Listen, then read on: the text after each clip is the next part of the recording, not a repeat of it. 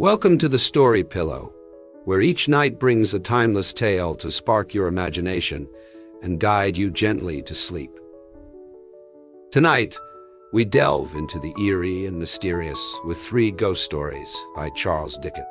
Known for his vivid storytelling and unforgettable characters, Dickens also had a talent for crafting haunting tales that linger in the mind long after the story ends. This collection features 3 of his most spine-chilling works: The Haunted House, The Trial for Murder, and The Signalman. Each story is a masterpiece of suspense and the supernatural, exploring themes of fate, guilt, and the thin veil between life and death. Prepare to be transported to shadowy railways, unsettling homes, and courtroom mysteries as we uncover these classic ghostly tales. So, fluff your pillow and settle in as we begin our journey into the haunting world of 3 ghost stories by Charles Dickens. 3 ghost stories by Charles Dickens, The Mortals in the House. Under none of the accredited ghostly circumstances, and environed by none of the conventional ghostly surroundings, did I first make acquaintance with the house, which is the subject of this Christmas piece. I saw it in the daylight, with the sun upon it. There was no wind, no rain, no lightning, no thunder, no awful or unwanted circumstance of any kind to heighten its effect. More than that, I had come to it direct from a railway station. It was not more than a mile distant from the railway station, and as I stood outside the house, looking back upon the way I had come, I could see the goods train running smoothly along the embankment in the valley. I will not say that everything was utterly commonplace, because I doubt if anything can be that, except to utterly commonplace people. And there my vanity steps in. But I will take it on myself to say that anybody might see the house as I saw it, any fine autumn morning. The manner of my lighting on it was this. I was traveling towards London out of the north, intending to stop by the way to look at the house. My health required a temporary residence in the country, and a friend of mine who knew that, and who had happened to drive past the house, had written to me to suggest it as a likely place. I had got into the train at midnight, and had fallen asleep, and had woke up and had sat looking out of window at the brilliant northern lights in the sky, and had fallen asleep again, and had woke up again to find the night gone, with the usual discontented conviction on me that I hadn't been to sleep at all. Upon which question, in the first imbecility of that condition, I am ashamed to believe that I would have done wager by battle with the man who sat opposite me. That opposite man had had, through the night, as that opposite man always has, several legs too many, and all of them too long.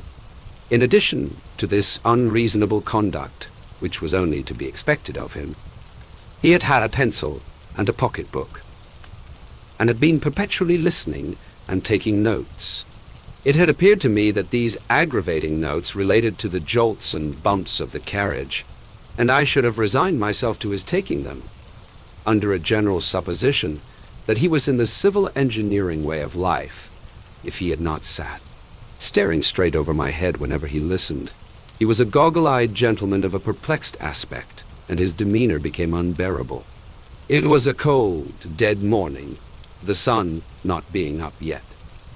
And when I had outwatched the paling light of the fires of the iron country, and the curtain of heavy smoke that hung at once between me and the stars, and between me and the day, I turned to my fellow traveler and said, "I beg your pardon, sir, but do you observe anything particular in me?" For really, he appeared to be taking down either my traveling cap or my hair, with a minuteness that was a liberty. The goggle-eyed gentleman withdrew his eyes from behind me, as if the back of the carriage were 100 miles off, and said, with a lofty look of compassion for my insignificance, "In you, sir, be, sir, by growing warm. "I have nothing to do with you, sir," returned the gentleman. "Pray let me listen." "Oh." He enunciated this vowel after a pause, and noted it down. At first I was alarmed, for an express lunatic and no communication with the god is a serious position. The thought came to my relief that the gentleman might be what is popularly called a rapper, one of a sect for some of whom I have the highest respect, but whom I don't believe in. I was going to ask him the question when he took the bread out of my mouth. "You will excuse me," said the gentleman contemptuously, "if I am too much in advance of common humanity to trouble myself at all about.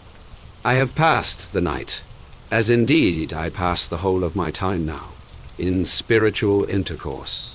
"Oh," said I, somewhat snappishly. "The conferences of the night began," continued the gentleman, turning several leaves of his notebook, "with this message: evil communications corrupt good manners." "Sound," said I. "But absolutely new." "New from spirits," returned the gentleman. I could only repeat my rather snappish "Oh," and ask if I might be favored with the last communication. "A bird in the hand," said the gentleman, reading his last entry with great solemnity, "is worth two in the bosh." "Truly I am of the same opinion," said I. "But shouldn't it be bosh?" "It came to me bosh," returned the gentleman. The gentleman then informed me that the spirit of Socrates had delivered this special revelation in the course of the night. "My friend, I hope you are pretty well. There are two in this railway carriage. How do you do? There are 17,479 spirits here, but you cannot see them. Pythagoras is here. He is not at liberty to mention it, but hopes you like traveling." Galileo likewise had dropped in, with this scientific intelligence: "I am glad to see you, amico. Come sta. Water will freeze when it is cold enough. Addio." In the course of the night also the following phenomena had occurred. Bishop Butler had insisted on spelling his name Bubbler, for which offense against orthography and good manners he had been dismissed as out of temper. John Milton, suspected of willful mystification, had repudiated the authorship of Paradise Lost, and had introduced, as joint authors of that poem, two unknown gentlemen, respectively named Grungers and Skagingtone. And Prince Arthur, nephew of King John of England, had described himself as tolerably comfortable in the seventh circle, where he was learning to paint on velvet, under the direction of Mrs. Trimmer and Mary Queen of Scots. If this should meet the eye of the gentleman who favored me with these disclosures, I trust he will excuse my confessing that the sight of the rising sun and the contemplation of the magnificent order of the vast universe made me impatient of them. In a word, I was so impatient of them that I was mightily glad to get out at the next station, and to exchange these clouds and vapors for the free air of heaven. By that time it was a beautiful morning. As I walked away among such leaves as had already fallen from the golden, brown, and russet trees, and as I looked around me on the wonders of creation, and thought of the steady, unchanging, and harmonious laws by which they are sustained, the gentleman's spiritual intercourse seemed to me as poor a piece of journey work as ever this world saw, in which heathen state of mind I came within view of the house, and stopped to examine it attentively. It was a solitary house, standing in a sadly neglected garden, a pretty even square of some 2 acres. It was a house of about the time of George II, as stiff, as cold, as formal, and in as bad taste as could possibly be desired by the most loyal admirer of the whole quartet of Georges. It was uninhabited, but had within a year or two been cheaply repaired to render it habitable. I say cheaply, because the work had been done in a surface manner, and was already decaying as to the paint and plaster, though the colors were fresh. A lopsided board drooped over the garden wall, announcing that it was to let on very reasonable terms. Well furnished. It was much too closely and heavily shadowed by trees, and in particular, there were 6 tall poplars before the front windows, which were excessively melancholy, and the site of which had been extremely ill-chosen. It was easy to see that it was an avoided house, a house that was shunned by the village, to which my eye was guided by a church spire some half a mile off, a house that nobody would take, and the natural inference was that it had the reputation of being a haunted house. No period within the 24 hours of day and night is so solemn to me as the early morning. In the summertime, I often rise very early and repair to my room to do a day's work before breakfast, and I am always on those occasions deeply impressed by the stillness and solitude around me.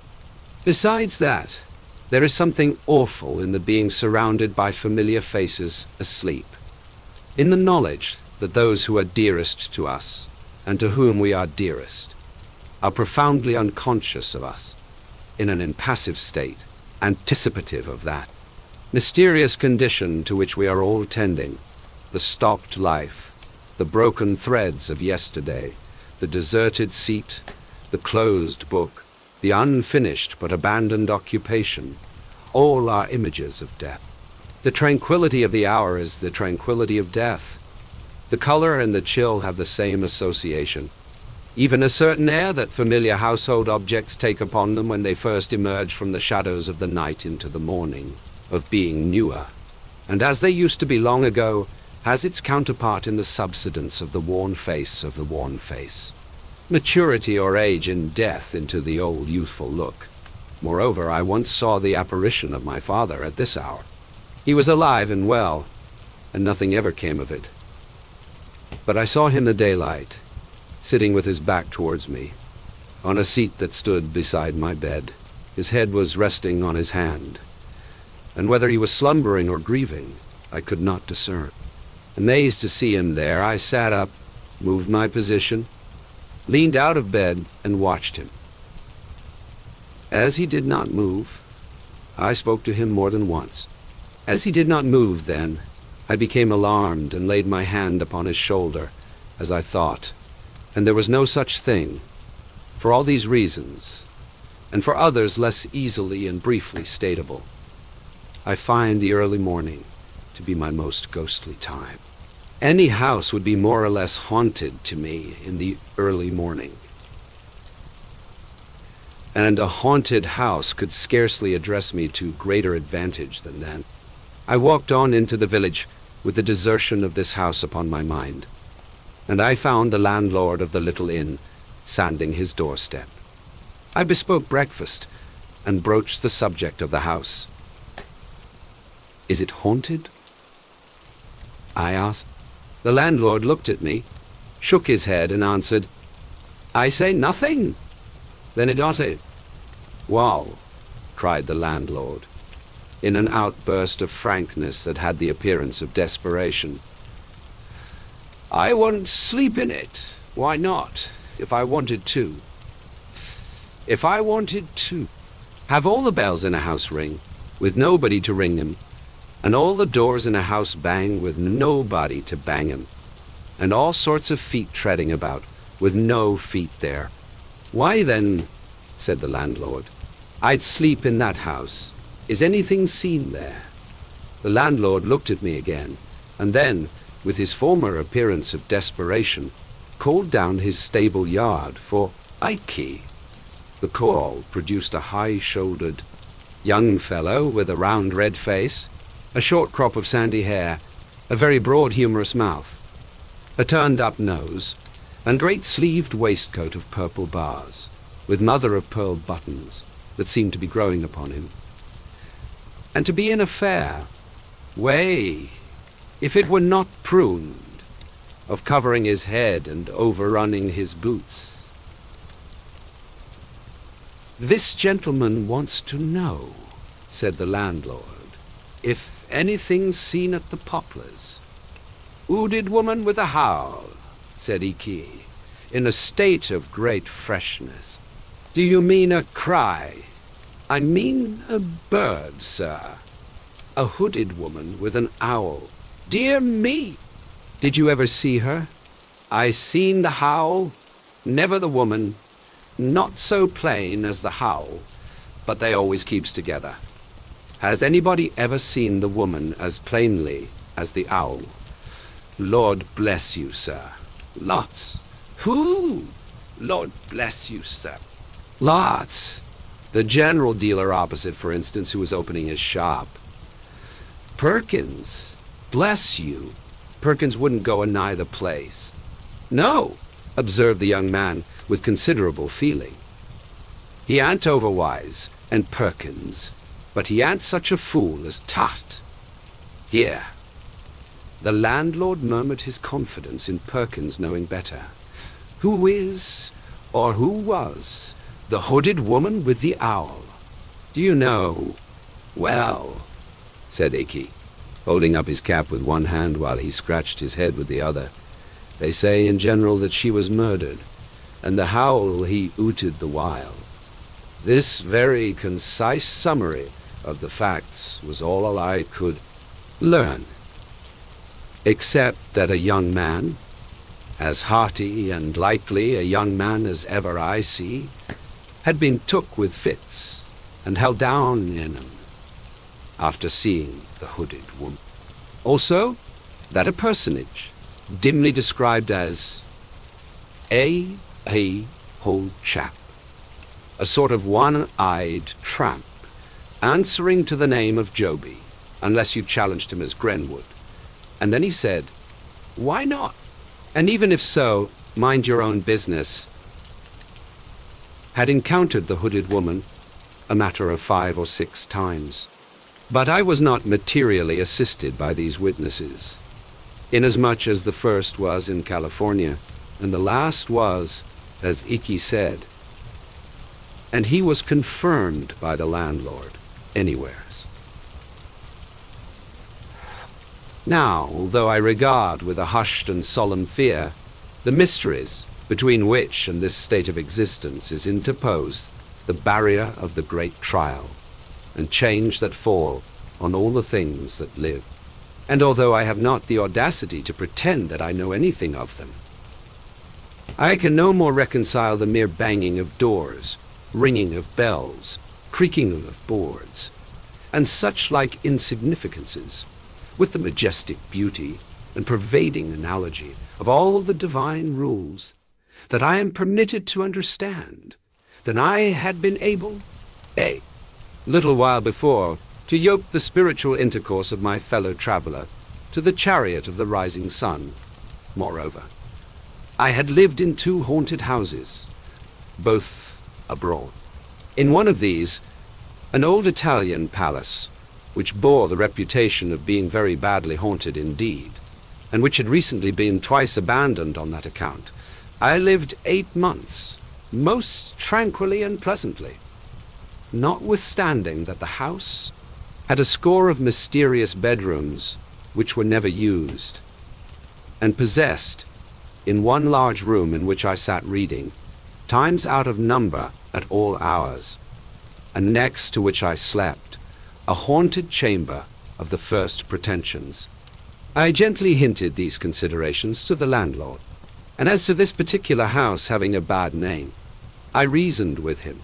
Why, how many things had bad names undeservedly, and how easy it was to give bad names, and did he not think that if he and I were persistently to whisper in the village that any weird-looking old drunken tinker of the neighborhood had sold himself to the devil, he would come in time to be suspected of that commercial venture. All this wise talk was perfectly ineffective with the landlord, I am bound to confess, and was as dead a failure as ever I made in my life. To cut this part of the story short, I was piqued about the haunted house, and was already half resolved to take it. So after breakfast, I got the keys from Perkins' brother-in-law, a whip and harness maker, who keeps the post office and is under submission to a most rigorous wife of the doubly seceding little Emmanuel persuasion, and went up to the house, attended by my landlord and by Ikey. Within, I found it, as I had expected, transcendently dismal. The slowly changing shadows waved on it from the heavy trees, were doleful in the last degree. The house was ill-placed, ill-built, ill-planned, and ill-fitted. It was damp. It was not free from dry rot. There was a flavor of rats in it, and it was the gloomy victim of that indescribable decay which settles on all the work of man's hands whenever it's not turned to man's account. The kitchens and offices were too large and too remote from each other. Above stairs and below, waste tracts of passage intervened between patches of fertility represented by rooms. And there was a mouldy old well with a green growth upon it, hiding like a murderous trap near the bottom of the back stairs, under the double row of bells. One of these bells was labeled on a black ground in faded white letters, Master B's. This, they told me, was the bell that rang the most. Who was Master B? I asked. Is it known what he did while the owl hooted? Rang the bell, said Iki. I was rather struck by the prompt dexterity with which this young man pitched his fur cap at the bell, and rang it himself. It was a loud, unpleasant bell, and made a very disagreeable sound. The other bells were inscribed according to the names of the rooms to which their wires were conducted, as picture room, double room, clock room, and the like. Following Master B's bell to its source, I found that young gentleman to have had but indifferent third-class accommodation in a triangular cabin under the cockloft, with a corner fireplace which Master B must have been exceedingly small if he were ever able to warm himself at, and a corner chimney-piece like a pyramidal staircase to the ceiling for Tom Thumb. The papering of one side of the room had dropped down bodily, with fragments of plaster adhering to it, and almost blocked up the door. It appeared that Master B, in his spiritual condition, always made a point of pulling the paper down. Neither the landlord nor Ike could suggest why he made such a fool of himself, except that the house had an immensely large, rambling loft at top. I made no other discoveries. It was moderately well furnished, but sparely. Some of the furniture, say, a third, was as old as the house. The rest was of various periods within the last half-century. I was referred to a corn chandler in the marketplace of the county town to treat for the house. I went that day, and I took it for 6 months. It was just the middle of October when I moved in with my maiden sister. I venture to call her 38. She is so very handsome, sensible, and engaging. We took with us a deaf stableman, my bloodhound Turk, 2 women servants, and a young person called an odd girl. I have reason to record of the attendant last enumerated, who was one of the St. Lawrence's Union female orphans, that she was a fatal mistake and a disastrous engagement. The year was dying early. The leaves were falling fast. It was a raw, cold day when we took possession, and the gloom of the house was most depressing. The cook, an amiable woman, but of a weak turn of intellect, burst into tears on beholding the kitchen, and requested that her silver watch might be delivered over to her sister. 2 Tuppentocks Gardens, Liggs Walk, Clapham Rise, in the event of anything happening to her from the damp. Streaker, the housemaid, feigned cheerfulness, but was the greater martyr. The odd girl, who had never been in the country, alone was pleased, and made arrangements for sowing an acorn in the garden outside the scullery window, and rearing an oat. We went, before dark, through all the natural, as opposed to supernatural, miseries incidental to our state. Dispiriting reports ascended, like the smoke, from the basement in volumes, and descended from the upper rooms. There was no rolling pin, there was no salamander, which failed to surprise me, for I don't know what it is. There was nothing in the house. What there was broken. The last people must have lived like pigs. What could the meaning of the Surreyard landlord be? Through these distresses the odd girl was cheerful and exemplary. But within 4 hours after dark we had got into a supernatural groove, and the odd girl had seen eyes and was in hysterics. My sister and I had agreed to keep the haunting strictly to ourselves, and my impression was, and still is, that I had not left Icky, when he helped to unload the cart, alone with the women, or any one of them, for 1 minute. Nevertheless, as I say, the odd girl had seen eyes, no other explanation could ever be drawn from her, before 9, and by 10 o'clock had had as much vinegar applied to her as would pickle a handsome salmon. I leave a discerning public to judge of my feelings when, under these untoward circumstances, at about 10:30, Master B's bell began to ring in a most infuriated manner, and Turk howled until the house resounded with his lamentations. I hope I may never again be in a state of mind so unchristian as the mental frame in which I lived for some weeks, respecting the memory of Master B. Whether his bell was rung by rats, or mice, or bats, or wind, or what other accidental vibration, or sometimes by one cause, sometimes another, and sometimes by collusion, I don't know. But certain it is that it did ring 2 nights out of 3, until I conceived the happy idea of twisting Master B's neck. In other words, breaking his bell short off, and silencing that young gentleman, as to my experience and belief, forever. But by that time, the odd girl had developed such improving powers of catalepsy that she had become a shining example of that very inconvenient disorder. She would stiffen, like a Guy Fawkes endowed with unreason, on the most irrelevant occasions. I would address the servants in a lucid manner, pointing out to them that I had painted Master B's room and balked the paper, and taken Master B's bell away, and balked the ringing, and if they could suppose that that confounded boy had lived, and died, to clothe himself with no better behavior than would most unquestionably have brought him, and the sharpest particles of a birch broom, into close acquaintance in the present imperfect state of existence. Could they also suppose a mere poor human being such as I was, capable by those contemptible means of counteracting and limiting the powers of the disembodied spirits of the dead, or of any spirits? I say I would become emphatic and cogent, not to say rather complacent, in such an address when it would all go for nothing by reason of the odd girl suddenly stiffening from the toes upward, and glaring among us like a parochial petrifaction. Streaker, the housemaid, too, had an attribute of a most discomfiting nature.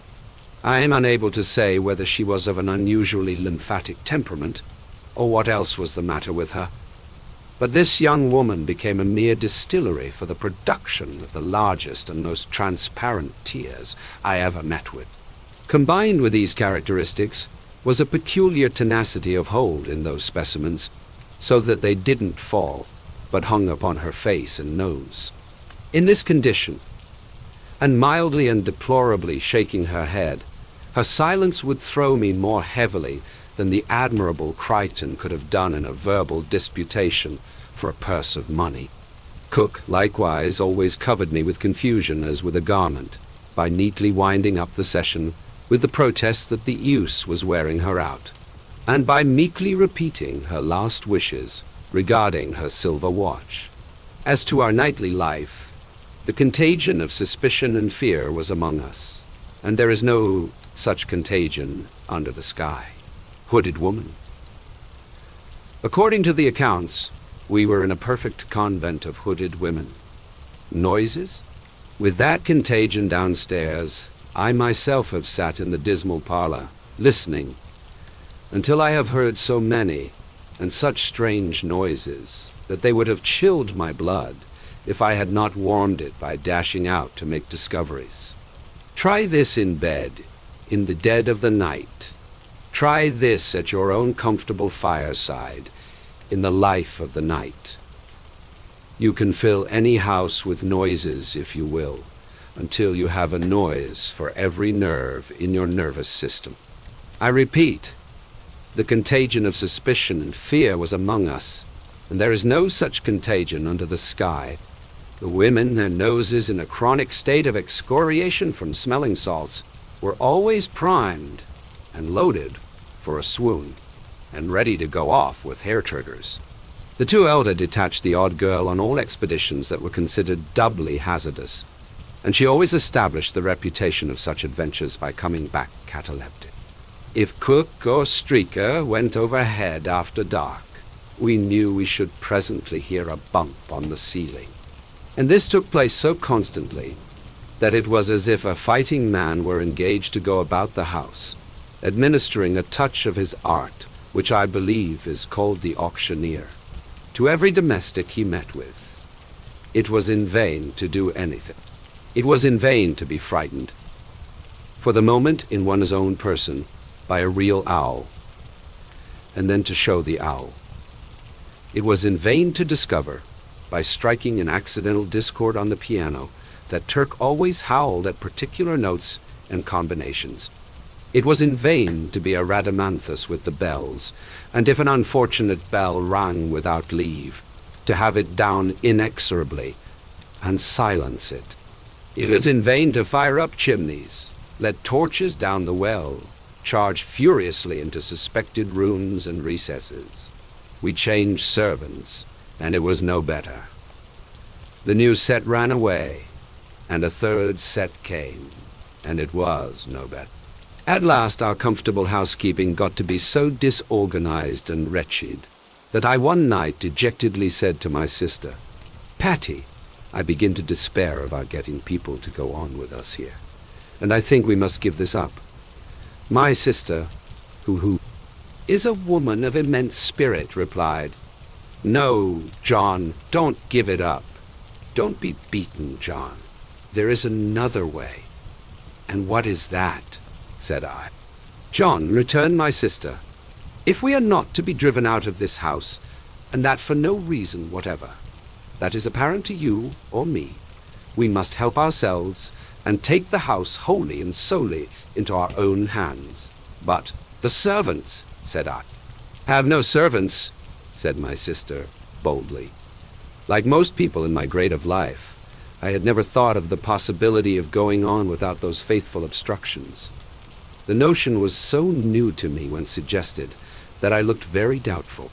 "We know they come here to be frightened and infect one another, and we know they are frightened and do infect one another," said my sister. "With the exception of Bottles," I observed, in a meditative tone. "The deaf stable man. I kept him in my service and still keep him, as a phenomenon of moroseness not to be matched in England." "To be sure, John," assented my sister, "except Bottles. And what does that go to prove? Bottles talks to nobody, and hears nobody unless he is absolutely roared at. And what alarm has Bottles ever given or taken? None." This was perfectly true. The individual in question having retired every night at 10 o'clock to his bed over the coach-house, with no other company than a pitchfork and a pail of water. That the pail of water would have been over me, and the pitchfork through me, if I had put myself without announcement in Bottles' way after that minute. I had deposited in my own mind as a fact worth remembering. Neither had Bottles ever taken the least notice of any of our many uproars. An imperturbable and speechless man, he had sat at his supper, with Streaker present in a swoon, and the odd girl Marble, and had only put another potato in his cheek, or profited by the general misery to help himself to beefsteak pie. "And so," continued my sister, "I exempt Bottles. And considering, John, that the house is too large, and perhaps too lonely, to be kept well in hand by Bottles, you and me, I propose that we cast about among our friends for a certain selected number of the most reliable and willing, form a society, here for 3 months, wait upon ourselves and one another, live cheerfully and socially, and see what happens." I was so charmed with my sister that I embraced her on the spot and went into her plan with the greatest ardor. We were then in the 3rd week of November, but we took our measures so vigorously and were so well seconded by the friends in whom we confided that there was still a week of the month unexpired when our party all came down together merrily and mustered in the haunted house. I will mention in this place 2 small changes that I made while my sister and I were yet alone. It occurring to me as not improbable that Turk howled in the house at night, partly because he wanted to get out of it, I stationed him in his kennel outside, but unchained, and I seriously warned the village that any man who came in his way must not expect to leave him without a rip in his own throat. I then casually asked Ike if he were a judge of a gun. On his saying, "Yes, sir, I knows a good gun when I sees her," I begged the favor of his stepping up to the house and looking at mine. "Ye's a true one, sir," said Ike, after inspecting a double-barreled rifle that I bought in New York a few years ago. "No mistake about her, sir." "Ike," said I, "don't mention it. I have seen something in this house." "No, sir," he whispered, greedily opening his eyes. "'Ooded lady, sir. Don't be frightened," said I. "It was a figure rather like you, Lord, sir." "Icky," said I, shaking hands with him warmly, I may say affectionately, "if there is any truth in these ghost stories, the greatest service I can do you is to fire at that figure. And I promise you, by heaven and earth, I will do it with this gun if I see it again." The young man thanked me and took his leave with some little precipitation, after declining a glass of liquor. I imparted my secret to him because I had never quite forgotten his throwing his cap at the bell, because I had, on another occasion, noticed something very like a fur cap lying not far from the bell one night when it had burst out ringing, and because I had remarked that we were at our ghostliest whenever he came up in the evening to comfort the servants.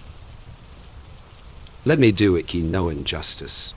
He was afraid of the house and believed in its being haunted, and yet he would play false on the haunting side so surely as he got an opportunity. The odd girl's case was exactly similar. She went about the house in a state of real terror, and yet lied monstrously and willfully, and invented many of the alarms she spread, and made many of the sounds we heard. I had had my eye on the 2, and I know it. It is not necessary for me here to account for this preposterous state of mind. I content myself with remarking that it is familiarly known to every intelligent man who has had fair medical, legal, or other watchful experience, that it is as well established and as common a state of mind as any with which observers are acquainted, and that it is one of the first elements, above all others, rationally to be suspected in, and strictly looked for, and separated from, any question of this kind. To return to our party. The first thing we did when we were all assembled was to draw lots for bedrooms. That done, and every bedroom, and indeed the whole house, having been minutely examined by the whole body, we allotted the various household duties, as if we had been on a gypsy party, or a yachting party, or a hunting party, or a hunting party, or were shipwrecked. I then recounted the floating rumors concerning the hooded lady, the owl, and Master B, with others still more filmy, which had floated about during our occupation, relative to some ridiculous old ghost of the female gender, who went up and down, carrying the ghost of a round table, and also to an impalpable jackass, whom nobody was ever able to catch. Some of these ideas I really believe our people below had communicated to one another in some diseased way, without conveying them in words. We then gravely called one another to witness that we were not there to be deceived, or to deceive, which we considered pretty much the same thing, and that, with a serious sense of responsibility, we would be strictly true to one another. strictly follow out the truth. The understanding was established that anyone who heard unusual noises in the night and who wished to trace them should knock at my door. Lastly, that on 12th night, the last night of Holy Christmas, all our individual experiences since that then present hour of our coming together in the haunted house should be brought to light for the good of all, and that we would hold our peace on the subject till then, unless on some remarkable provocation to break silence. We were, in number and in character, as follows. First, to get my sister and myself out of the way. There were we two. In the drawing of lots, my sister drew her own room, and I drew Master B's. Next, there was our first cousin John Herschel, so called after the great astronomer, than whom I suppose a better man at a telescope does not breathe. With him was his wife, a charming creature to whom he had been married in the previous spring. I thought it, under the circumstances, rather imprudent to bring her, because there is no knowing what even a false alarm may do at such a time. But I suppose he knew his own business best, and I must say that if she had been my wife, I never could have left her endearing and bright face behind. They drew the clock room. Alfred Starling, an uncommonly agreeable young fellow of 28, for whom I have the greatest liking, was in the double room, mine, usually, and designated by that name from having a dressing room within it, with two large and cumbersome windows, which no wedges was ever able to make, would keep from shaking, in any weather, wind, or no wind. Alfred is a young fellow who pretends to be fast, another word for loose, as I understand the term, but who is much too good and sensible for that nonsense, and who would have distinguished himself before now, if his father had not unfortunately left him a small independence of 200 a year, on the strength of which his only occupation in life has been to spend 6. I am in hopes, however, that his banker may break, or that he may enter into some speculation guaranteed to pay 20%. For I am convinced that he could only be ruined. His fortune is made. Belinda Bates, bosom friend of my sister, and a most intellectual, amiable, and delightful girl, got the picture room. She has a fine genius for poetry, combined with real business earnestness, and goes in, to use an expression of Alfred's, for woman's mission, woman's rights, woman's wrongs, and everything that is woman's with a capital W, or is not and ought to be, or is and ought not to be. Most praiseworthy, my dear, and heaven prosper you. I whispered to her on the first night of my taking leave of her at the picture room door, but don't overdo it. And in respect of the great necessity there is, my darling, for more employments being within the reach of woman than our civilization has as yet assigned to her, don't fly at the unfortunate men, even those men who are at first sight in your way, as if they were the natural oppressors of your sex. For, trust me, Belinda, they do sometimes spend their wages among wives and daughters, sisters, mothers, aunts, and grandmothers. And the play is really not all Wolf and Red Riding Hood, but has other parts in it. However, I digress. Belinda, as I have mentioned, occupied the picture room. We had but 3 other chambers: the corner room, the cupboard room, and the garden room. My old friend, Jack Governor, slung his hammock, as he called it, in the corner room. I have always regarded Jack as the finest-looking sailor that ever sailed. He's grey now, but as handsome as he was a quarter of a century ago, nay, handsomer. A portly, cheery, well-built figure of a broad-shouldered man, with a frank smile, a brilliant dark eye, and a rich dark eyebrow. I remember those under darker hair, and they look all the better for their silver setting. He has been wherever his Union namesake flies, has Jack. And I have met old shipmates of his, away in the Mediterranean and on the other side of the Atlantic, who have beamed and brightened at the casual mention of his name, and have cried, "You? No, Jack, Governor. Then you know a prince of men, that he is, and so unmistakably a naval officer, that if you were to meet him coming out of an Eskimo snow hut in seal's skin, you would be vaguely persuaded he was in full naval uniform. Jack once had that bright, clear eye of his on my sister, but it fell out that he married another lady and took her to South America, where she died. This was a dozen years ago or more. He brought down with him to our haunted house a little cask of salt beef. For he is always convinced that all salt beef not of his own pickling is mere carrion, and invariably, when he goes to London, packs a piece in his portmanteau. He had also volunteered to bring with him one Nat Beaver, an old comrade of his, captain of a merchantman.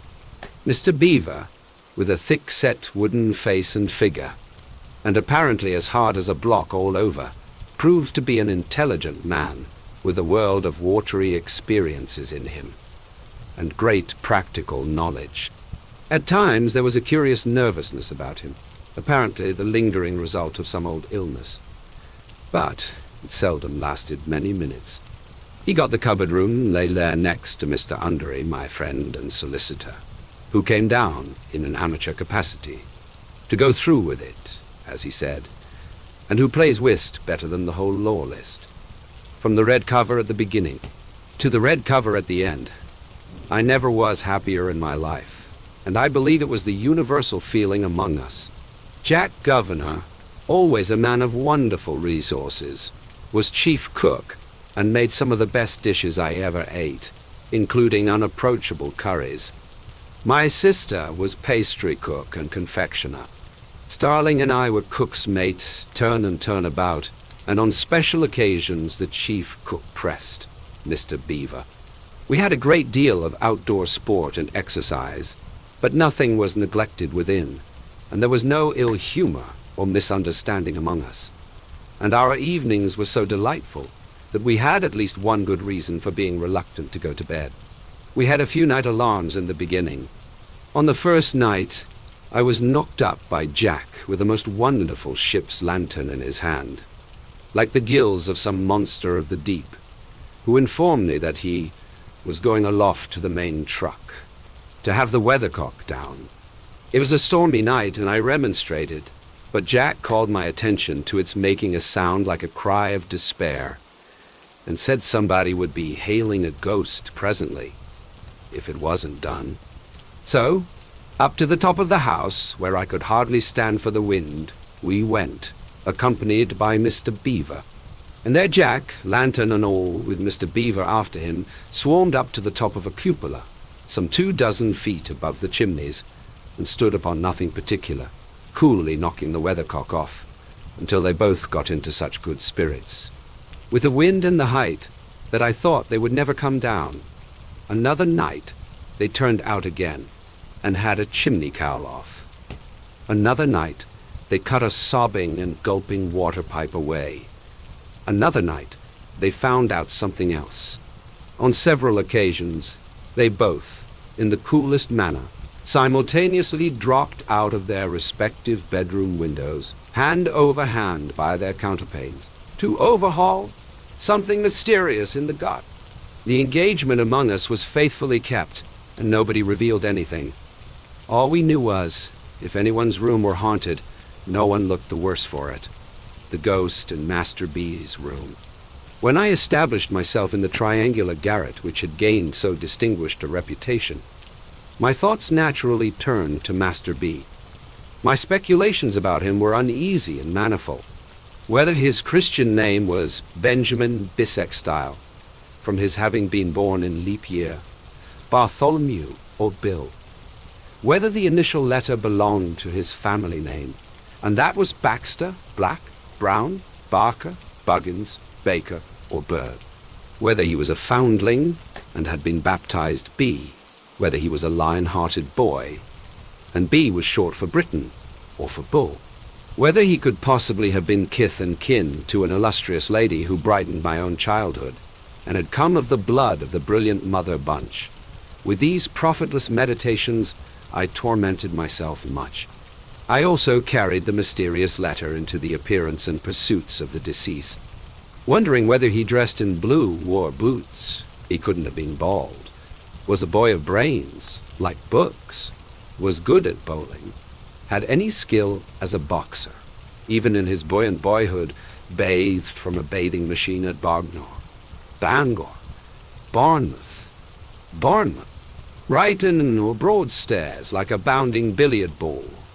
So, from the first, I was haunted by the letter B. It was not long before I remarked that I never by any hazard had a dream of Master B, or of anything belonging to him. But the instant I awoke from sleep, at whatever hour of the night, my thoughts took him up and roamed away, trying to attach his initial letter to something that would fit it and keep it quiet. For 6 nights I had been worried thus in Master B's room, when I began to perceive that things were going wrong.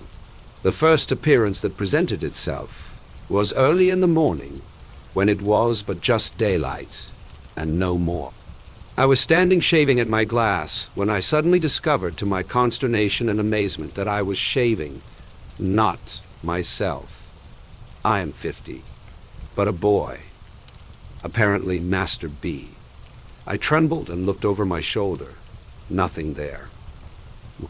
I looked again in the glass and distinctly saw the features and expression of a boy who was shaving, not to get rid of a beard, but to get one. Extremely troubled in my mind, I took a few turns in the room and went back to the looking-glass, resolved to steady my hand and complete the operation in which I had been disturbed. Opening my eyes, which I had shut while recovering my firmness, I now met in the glass, looking straight at me, the eyes of a young man of 4 or 5 and 20. Terrified by this new ghost, I closed my eyes and made a strong effort to recover myself. Opening them again, I saw, shaving his cheek in the glass, my father, who has long been dead. Nay, I even saw my grandfather, too, whom I never did see in my life. Although naturally much affected by these remarkable visitations, I determined to keep my secret until the time agreed upon for the present general disclosure.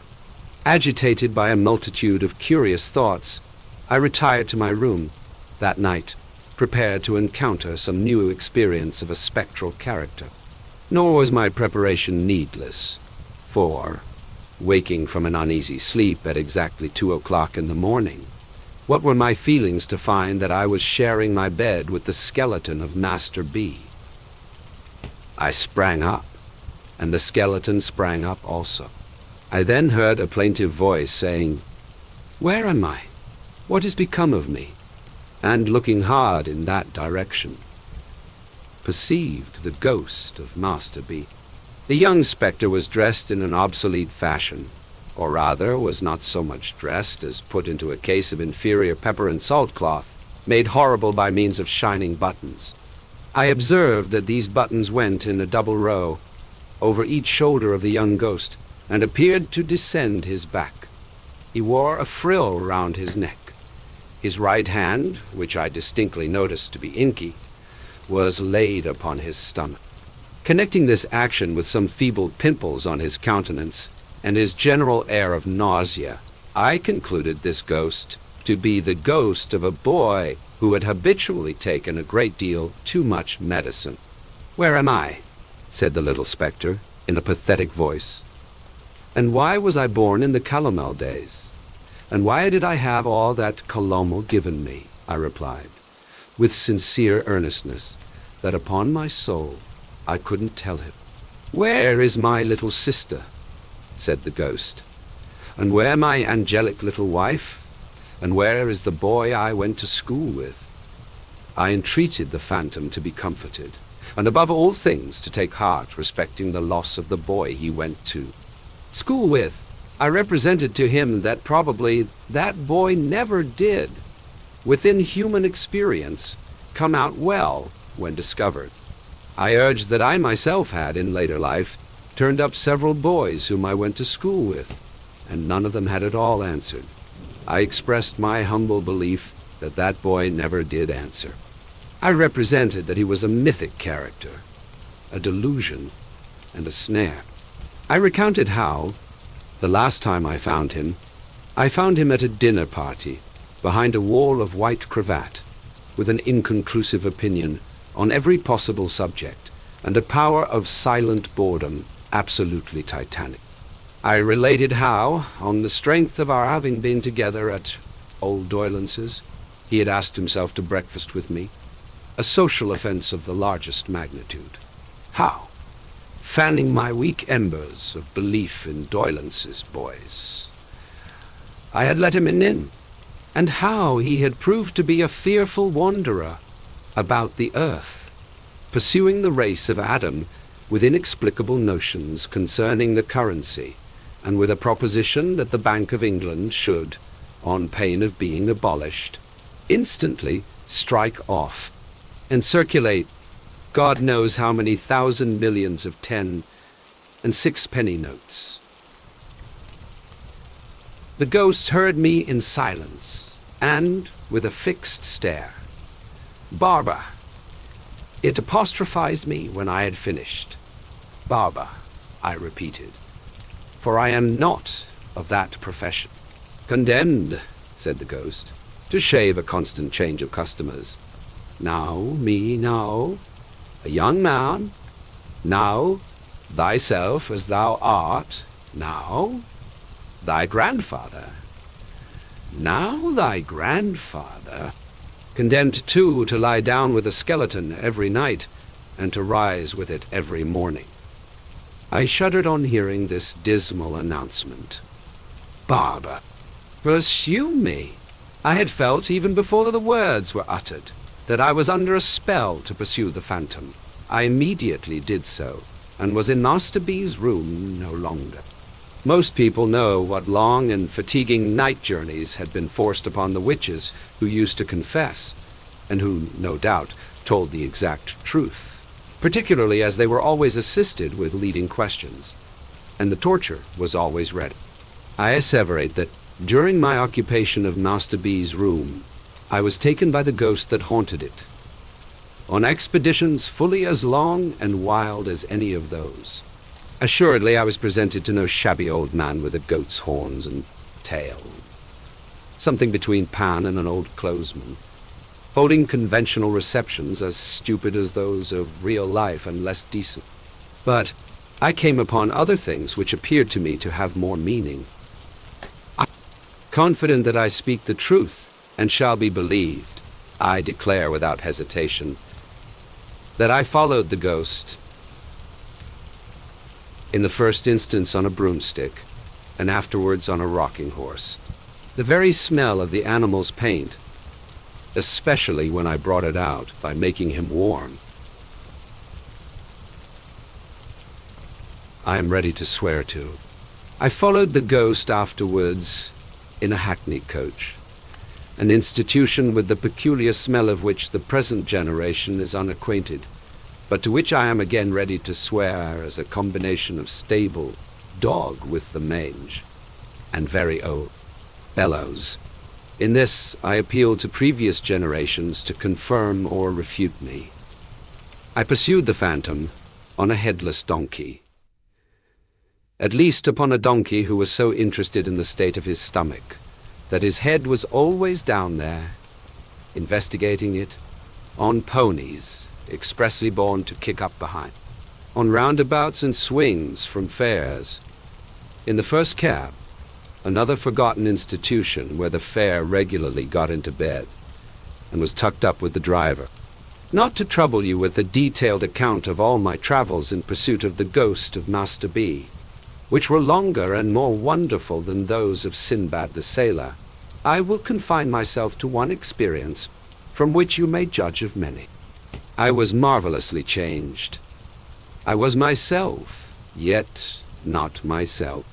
I was conscious of something within me, which has been the same all through my life, and which I have always recognized under all its phases and varieties as never altering. And yet, I was not the I who had gone to bed in Master B's room.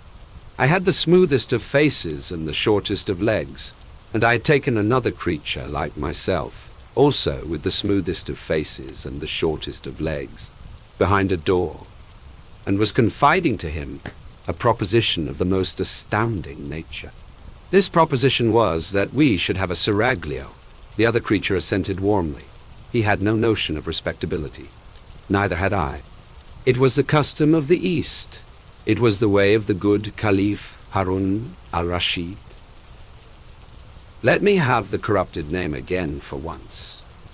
It is so scented with sweet memories. The usage was highly laudable and most worthy of imitation. Oh, yeah. Yeah. Let us, said the other creature with a jump, have a seraglio. It was not because we entertained the faintest doubts of the meritorious character of the Oriental establishment we proposed to import that we perceived it must be kept a secret from Miss Griffin. It was because we knew Miss Griffin to be bereft of human sympathies, and incapable of appreciating the greatness of the great Haroun. Mystery impenetrably shrouded from Miss Griffin, then. Let us entrust it to Miss Buell. We were 10 in Miss Griffin's establishment by Hampstead Ponds, 8 ladies and 2 gentlemen. Miss Buell, whom I judged to have attained the ripe age of 8 or 9, took the lead in society. I opened the subject to her in the course of the day and proposed that she should become the favorite. Miss Buell, after struggling with the diffidence so natural to, and charming in, her adorable sex, expressed herself as flattered by the idea, but wished to know how it was proposed to provide for Miss Pipson. Miss Buell, who was understood to have vowed towards that young lady a friendship, halves, and no secrets, until death, on the church service and lessons complete in 2 volumes, with case and lock. Miss Buell said she could not, as the friend of the Pipson, disguise from herself or me that Pipson was not one of the common. Now Miss Pipson, having curly hair and blue eyes, which was my idea of anything mortal and feminine that was called fair, I promptly replied that I regarded Miss Pipson in the light of a fair Circassian. And what then? Miss Buell pensively asked. I replied that she must be inveigled by a merchant, brought to me veiled, and purchased as a slave, state, and was set apart for Grand Vizier. He afterwards resisted this disposal of events, but had his hair pulled until he yielded. Shall I not be jealous? Miss Buell inquired, casting down her eyes. So, Bida, no, I replied.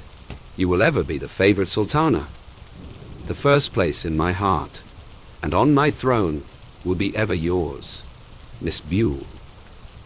Upon that assurance, consented to propound the idea to her 7 beautiful companions, it occurring to me in the course of the same day that we knew we could trust a grinning and good-natured soul called Tabby, who was the serving drudge of the house, and had no more figure than one of the beds, and upon whose face there was always more or less black lead. I slipped into Miss Buell's hand after supper a little note to that effect, dwelling on the black lead as being in a manner deposited by the finger of Providence, pointing Tabby out for Mesrour, the celebrated chief of the blacks of the harem. There were difficulties in the formation of the desired institution, as there are in all combinations. The other creature showed himself of a low character, and, when defeated in aspiring to the throne, pretended to have conscientious scruples about prostrating himself before the caliph, wouldn't call him commander of the faithful, spoke of him slightingly and inconsistently as a mere chap, said he. The other creature wouldn't play, and was otherwise coarse and offensive. This meanness of disposition was, however, put down by the general indignation of an united seraglio, and I became blessed in the smiles of 8 of the fairest of the daughters of men. The smiles could only be bestowed when Miss Griffin was looking another way, and only then, in a very wary manner. For there was a legend among the followers of the Prophet that she saw with a little round ornament in the middle of the pattern, on the back of her shawl. But every day after dinner, for an hour, we were all together, and then the favourite and the rest of the royal harem competed who should most beguile the leisure of the serene Haroun, reposing from the cares of state, which were generally as in most affairs of state of an arithmetical character, the commander of the faithful being a fearful boggler at a sum. On these occasions, the devoted Mesra, chief of the blacks of the harem, was always in attendance, Miss Griffin usually ringing for that officer, at the same time with great vehemence, but never acquitted himself in a manner worthy of his historical reputation. In the first place, his bringing a broom into the divan of the caliph, even when Haroun wore on his shoulders the red robe of anger, Miss Pipson's police, though it might be got over for the moment, was never to be quite satisfactorily accounted for. In the second place, his breaking out into grinning exclamations of "Lord, you pretties," was neither Eastern nor respectful. In the third place, when specially instructed to say Bismillah, he always said Hallelujah.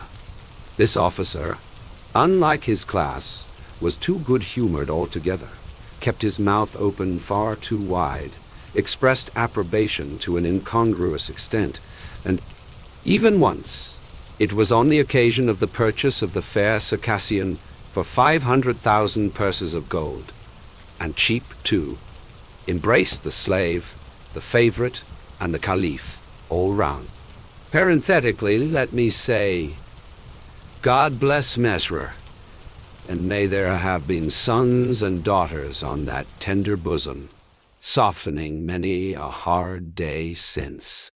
Miss Griffin was a model of propriety, and I am at a loss to imagine what the feelings of the virtuous woman would have been, if she had known, when she paraded us down the Hampstead Road, 2 and 2, that she was walking with a stately step at the head of polygamy and Mohammedanism.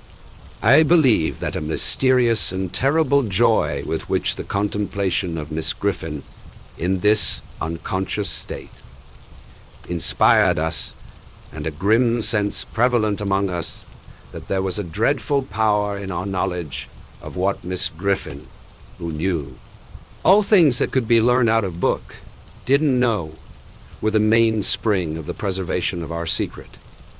It was wonderfully kept, but was once upon the verge of self-betrayal. The danger and escape occurred upon a Sunday. We were all 10 ranged in a conspicuous part of the gallery at church, with Miss Griffin at our head, as we were every Sunday, advertising the establishment in an unsecular sort of way, when the description of Solomon in his domestic glory happened to be read. The moment that monarch was thus referred to, conscience whispered me, "Thou too, Haroun." The officiating minister had a cast in his eye, and it assisted conscience by giving him the appearance of reading personally at me. A crimson blush attended by a fearful perspiration suffused my features. The Grand Vizier became more dead than alive, and the whole seraglio reddened as if the sunset of Baghdad shone direct upon their lovely faces. At this portentous time the awful Griffin rose, and balefully surveyed the children of Islam. My own impression was that church and state had entered into a conspiracy with Miss Griffin to expose us, and that we should all be put into white sheets and exhibited in the center aisle. But, so westerly, if I may be allowed the expression, as opposite to Eastern associations, was Miss Griffin's sense of rectitude that she merely suspected apples, and we were saved. I have called the Seraglio united upon the question solely whether the commander of the faithful durst exercise a right of kissing in that sanctuary of the palace, were its peerless inmates divided. Zobeide asserted a counter-right in the favorite to scratch, and the fair Circassian put her face, for refuge, into a green baize bag originally designed for books. On the other hand, a young antelope of transcendent beauty from the fruitful plains of Camden Town, whence she had been brought by traders in the half-yearly caravan that crossed the intermediate desert after the holidays, held more liberal opinions, but stipulated for limiting the benefit of them to that dog, and son of a dog, the Grand Vizier, who had no rights and was not in question. At length the difficulty was compromised by the installation of a very youthful slave as deputy. She, raised upon a stool, officially received upon her cheeks the salutes intended by the gracious Haroun for other sultanas, and was privately rewarded from the coffers of the ladies of the harem. And now it was, at the full height of enjoyment of my bliss, that I became heavily troubled. I began to think of my mother, and what she would say to my taking home at Midsummer 8 of the most beautiful of the daughters of men, but all unexpected. I thought of the number of beds we made up at our house, of my father's income, and of the baker, and my despondency redoubled. The Seraglio and malicious vizier, divining the cause of their lord's unhappiness, did their utmost to augment. They professed unbounded fidelity, and declared that they would live and die with him. Reduced to the utmost wretchedness by these protestations of attachment, I lay awake, for hours at a time, ruminating on my frightful lot. In my despair, I think I might have taken an early opportunity of falling on my knees before Miss Griffin, avowing my resemblance to Solomon, and praying to be dealt with according to the outraged laws of my country. If an unthought of means, escape had not opened before me. One day we were out walking, 2 and 2, on which occasion the vizier had his usual instructions to take note of the boy at the turnpike, and if he profanely gazed, which he always did, at the beauties of the harem, to have him bow-strung the hair. Course of the night, and it happened that our hearts were veiled in gloom. An unaccountable action on the part of the antelope had plunged the state into disgrace. That charmer, on the representation that the previous day was her birthday, and that vast treasures had been sent in a hamper for its celebration, both baseless assertions, had secretly but most pressingly invited 35 neighboring princes and princesses to a ball and supper, with a special stipulation that they were not to be fetched till 12. This wandering of the antelope's fancy led to the surprising arrival at Miss Griffin's door, in divers equipages and under various escorts of a great company in full dress, who were deposited on the top step in a flush of high expectancy, and who were dismissed in tears. At the beginning of the double knocks attendant on these ceremonies, the antelope had retired to a back attic, and bolted herself in it. And at every new arrival, Miss Griffin had gone so much more and more distracted, that at last she had been seen to tear her front. Ultimate capitulation on the part of the offender had been followed by solitude in the linen closet, bread and water, and a lecture to all, of vindictive length, in which Miss Griffin had used expressions. Firstly, I believe you all of you knew of it. Secondly, every one of you is as wicked as another. Thirdly, A pack of little wretches. Under these circumstances, we were walking drearily along. And I especially, with my musulman responsibilities heavy on me, was in a very low state of mind, when a strange man accosted Miss Griffin, and, after walking on at her side for a little while and talking with her, looked at me. Supposing him to be a minion of the law, and that my hour was come, I instantly ran away, with the general purpose of making for Egypt. The whole seraglio cried out, when they saw me making off as fast as my legs would carry me. I had an impression that the first turning on the left, and round by the public house, would be the shortest way to the pyramids. Miss Griffin screamed. After me, the faithless vizier ran after me, and the boy at the turnpike dodged me into a corner like a sheep and cut me off. Nobody scolded me when I was taken and brought back. Miss Griffin only said with a stunning gentleness, "This was very curious. Why had I run away when the gentleman looked at me? If I had had any breath to answer with, I dare say I should have made no answer.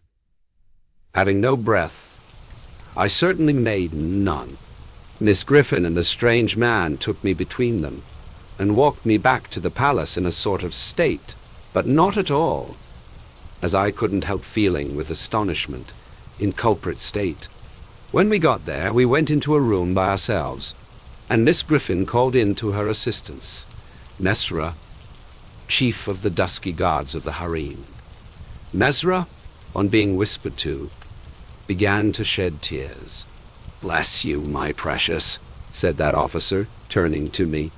"Your pa's took bitter bad?" I asked with a fluttered heart. Is he very ill?" "Lord temper the wind to you, my lamb," said the good Mesra, kneeling down, "that I might have a comforting shoulder for my head to rest on. Your pa's dead. Haroun!" Al-Rashid took to flight at the words. The seraglio vanished. From that moment, I never again saw one of the 8 of the fairest of the daughters of men. I was taken home, and there was debt at home as well as death, and we had a sale there. My own little bed was so superciliously looked upon by a power unknown to me, hazily called the trade, that a brass coal scuttle, a roasting jack, and a bird cage were obliged to be put into it to make a lot of it, and then it went for a song. So I heard mentioned, and I wondered what song, and thought what a dismal song it must have been to sing. Then I was sent to a great, cold, bare school of big boys, where everything to eat and wear was thick and clumpy, without being enough, where everybody, large and small, was cruel, where the boys knew all about the sale before I got there, and asked me what I had fetched, and who had bought me, and hooted at me. Going, gone. I never whispered in that wretched place that I had been Haroun, or had had a seraglio. For I knew that if I mentioned my reverses, I should be so worried that I should have to drown myself in the muddy pond near the playground, which looked like the beer. Ah me, ah me. No other ghost has haunted the boys' room, my friends, since I have occupied it, than the ghost of my own childhood, the ghost of my own innocence, the ghost of my own airy belief. Many a time have I pursued the phantom, never with this man's stride of mine to come up with it, never with these man's hands of mine to touch it, never more to this man's heart of mine to hold it in its purity. And here you see me working out, as cheerfully and thankfully as I may, my doom of shaving in the glass, a constant change of customers, and of lying down and rising up with the skeleton allotted to me for my mortal companion. The trial for murder. I have always noticed a prevalent want of courage, even among persons of superior intelligence and culture, as to imparting their own psychological experiences when those have been of a strange sort. Almost all men are afraid that what they could relate in such wise would find no parallel or response in a listener's internal life, and might be suspected or laughed at. A truthful traveler who should have seen some extraordinary creature in the likeness of a sea serpent would have no fear of mentioning it. But the same traveler, having had some singular presentiment, impulse, vagary of thought, vision, so-called, dream, or other remarkable mental impression, would hesitate considerably before he would own to it. To this reticence I attribute much of the obscurity in which such subjects are involved. We do not habitually communicate our experiences of these subjective things as we do our experiences of objective creation. The consequence is that the general stock of experience in this regard appears exceptional, and really is so, in respect of being miserably imperfect. In what I am going to relate, I have no intention of setting up, opposing, or supporting any theory whatever. I know the history of the bookseller of Berlin. I have studied the case of the wife of a late astronomer royal, as related by Sir David Brewster. And I have followed the minutest details of a much more remarkable case of spectral illusion occurring. Within my private circle of friends, it may be necessary to state as to this last, that the sufferer, a lady, was in no degree, however distant, related to me. A mistaken assumption on that head might suggest an explanation of a part of my own case, but only a part, which would be wholly without foundation. It cannot be referred to my inheritance of any developed peculiarity, nor had I ever before any at all similar experience, nor have I ever had any at all similar experience since. It does not signify how many years ago, or how few, a certain murder was committed in England, which attracted great attention. We hear more than enough of murderers as they rise in succession to their atrocious eminence, and I would bury the memory of this particular brute, if I could, as his body was buried in Newgate jail. I purposely abstain from giving any direct clue to the criminal's individuality. When the murder was first discovered, no suspicion fell, or I ought rather to say, for I cannot be too precise in my facts, it was nowhere publicly hinted that any suspicion fell on the man who was afterwards brought to trial. As no reference was at that time made to him in the newspapers, it is obviously impossible that any description of him can at that time have been given in the newspapers. It is essential that this fact be remembered. Unfolding at breakfast my morning paper, containing the account of that first discovery, I found it to be deeply interesting, and I read it with close attention. I read it twice, if not 3 times. The discovery had been made in a bedroom, and when I laid down the paper, I was aware of a flash, rush, flow. I do not know what to call it. No word I can find is satisfactorily descriptive, in which I seemed to see a bedroom passing through my mind. Room, like a picture impossibly painted on a running river, though almost instantaneous in its passing. It was perfectly clear. So clear that I distinctly, and with a sense of relief, observed the absence of the dead body from the bed. It was in no romantic place that I had this curious sensation, but at chambers in Piccadilly, very near to the corner of St. James Street. It was entirely new to me. I was in my easy-chair at the moment, and the sensation was accompanied with a peculiar shiver which started the chair from its position. But it is to be noted that the chair ran easily on casters. I went to one of the windows, there are 2 in the room, and the room is on the 2nd floor, to refresh my eyes with the moving objects down in Piccadilly. It was a bright autumn morning, and the street was sparkling and cheerful. The wind was high. As I looked out, it brought down from the park a quantity of fallen leaves, which a gust took, and whirled into a spiral pillar. As the pillar fell and the leaves dispersed, I saw 2 men on the opposite side of the way, going from west to east. They were one behind the other. The foremost man often looked back over his shoulder. The second man followed him. At a distance of some 30 paces, with his right hand menacingly raised. First, the singularity and steadiness of this threatening gesture in so public a thoroughfare attracted my attention.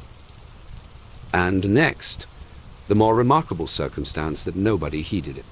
Both men threaded their way among the other passengers with a smoothness hardly consistent, even with the action of walking on a pavement, and no single creature that I could see gave them place, touched them, or looked after them. In passing before my windows, they both stared up at me. I saw their two faces very distinctly, and I knew that I could recognize them anywhere. Not that I had consciously noticed anything very remarkable in either face, except that the man who went first had an unusually lowering appearance, and that the face of the man who followed him was of the color of impure wax. I am a bachelor, and my valet and his wife constitute my whole establishment. My occupation is in a certain branch bank, and I wish that my duties as head of a department were as light as they are popularly supposed to be. They kept me in town that autumn when I stood in need of change. I was not ill, but I was not well. My reader is to make the most that can be reasonably made of my feeling jaded, having a depressing sense upon me of a monotonous life, and being slightly dyspeptic. I am assured by my renowned doctor that my real state of health at that time justifies no stronger description, and I quote his own from his written answer to my request for it. As the circumstances of the murder, gradually unraveling, took stronger and stronger possession of the public mind, I kept them away from mine by knowing as little about them as was possible in the midst of the universal excitement. But I knew that a verdict of willful murder had been found against the suspected murderer, and that he had been committed to Newgate for trial. I also knew that his trial had been postponed over 1 sessions of the Central Criminal Court on the ground of general prejudice and want of time for the preparation of the defense. I may further have known, but I believe I did not, when or about when, the sessions to which his trial stood postponed would come on. My sitting room, bedroom, and dressing room are all on one floor. With the last there is no communication but through the bedroom. True, there is a door in it, once communicating with the staircase, but a part of the fitting of my bath has been, and had then been for some years, fixed across it. At the same period, and as a part of the same arrangement, the door had been nailed up and canvassed over. I was standing in my bedroom late one night, giving some directions to my servant before he went to bed. My face was towards the only available door of communication with the dressing room, and it was closed. My servant's back was towards that door. While I was speaking to him, I saw it open, and a man look in, who very earnestly and mysteriously beckoned to me. That man was the man who had gone second of the two along Piccadilly, and whose face was of the color of impure wax. The figure, having beckoned, drew back and closed the door, with no longer pause than was made by my crossing the bedroom. I opened the dressing-room door and looked in. I had a lighted candle already in my hand. I felt no inward expectation of seeing the figure in the dressing-room, and I did not see it there. Conscious that my servant stood amazed, I turned round to him and said, "Derek, could you believe that in my cool senses I fancied I saw as I there laid my hand upon his breast. With a sudden start he trembled violently and said, "Oh, Lord." "Yes, sir, a dead man beckoning. Now I do not believe that this John Derek, my trusty and attached servant for more than 20 years, had any impression whatever of having seen any such figure until I touched him. The change in him was so startling when I touched him that I fully believe he derived his impression in some occult manner from me at that instant." I bade John Derek bring some brandy, and I gave him a dram, and was glad to take one myself. Of what had preceded that night's phenomenon, I told him not a single word. Reflecting on it, I was absolutely certain that I had never seen that face before, except on the one occasion in Piccadilly.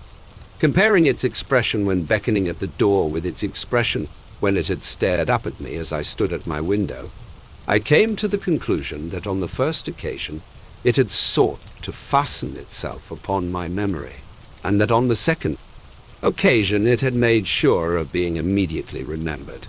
I was not very comfortable that night, though I felt a certainty, difficult to explain, that the figure would not return.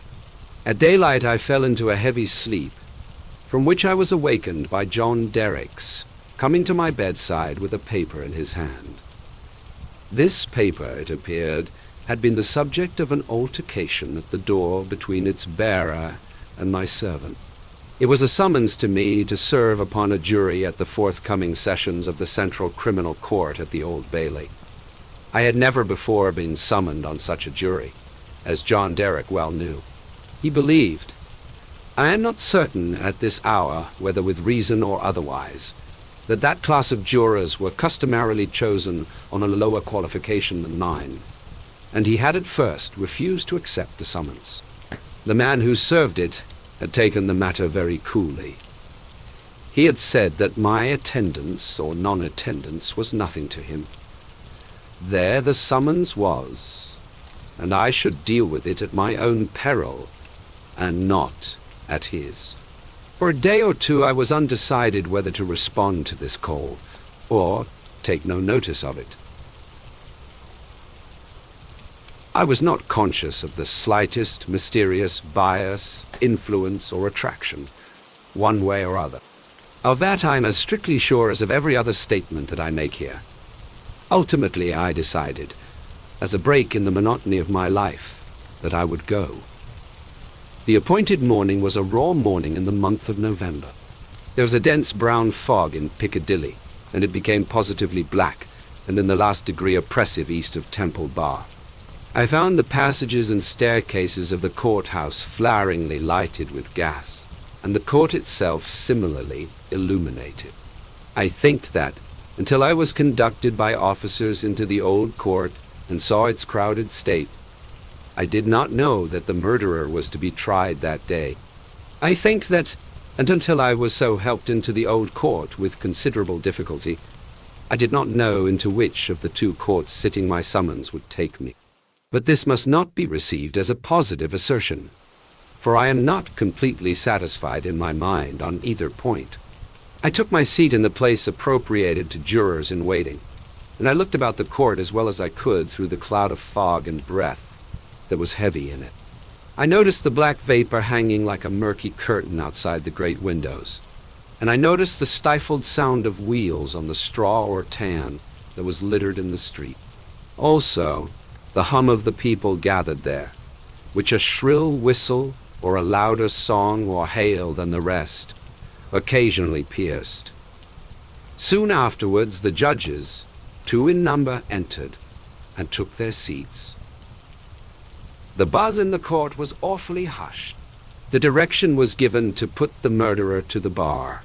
He appeared there, and in that same instant I recognized in him the first of the 2 men who had gone down Piccadilly.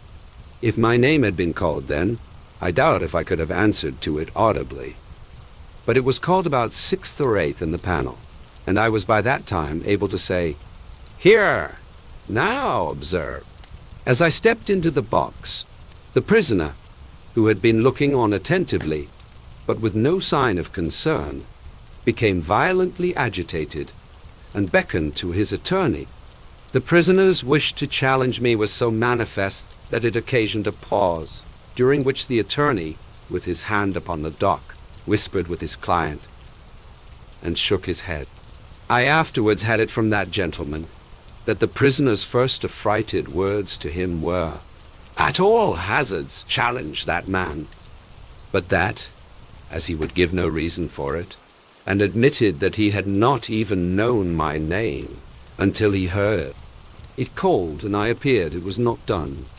both on the ground already explained that I wish to avoid reviving the unwholesome memory of that murderer, and also because a detailed account of his long trial is by no means indispensable to my narrative, I shall confine myself closely to such incidents in the 10 days and nights during which we, the jury, were kept together, as directly bear on my own curious personal experience.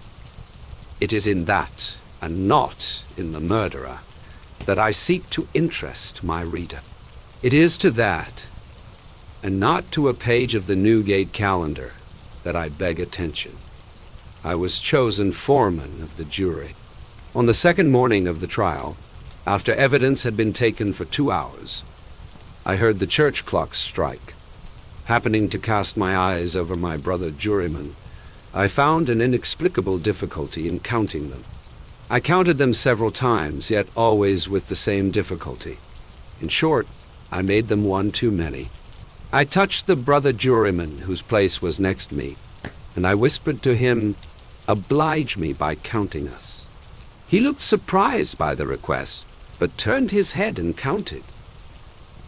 "Why," says he suddenly, "we are 30. But no, it's not possible. No, we are 12. According to my counting that day, we were always right in detail. But in the gross, we were always one too many. There was no appearance, no figure, to account for it. But I had now an inward foreshadowing of the figure that was surely coming. The jury were housed at the London Tavern. We all slept in one large room on separate tables, and we were constantly in the charge and under the eye of the officer, sworn to hold us in safekeeping. I see no reason for suppressing the real name of that officer. He was intelligent, highly polite, and obliging here much respected in the city. He had an agreeable presence, good eyes, enviable black whiskers, and a fine, sonorous voice. His name was Mr. Harker. When we turned into our 12 beds at night, Mr. Harker's bed was drawn across the door. On the night of the second day, not being disposed to lie down, and seeing Mr. Harker sitting on his bed, I went and sat beside him, and offered him a pinch of snuff. As Mr. Harker's hand touched mine in taking it from my box, a peculiar shiver crossed him, and he said, "Who is this?" Following Mr. Harker's eyes, and looking along the room, I saw again the figure I expected, the second of the 2 men who had gone down Piccadilly. I rose and advanced a few steps, then stopped and looked round at Mr. Harker. He was quite unconcerned, laughed, and said in a pleasant way, "I thought for a moment we had a 13th juryman without a bed, but I see it is the moonlight."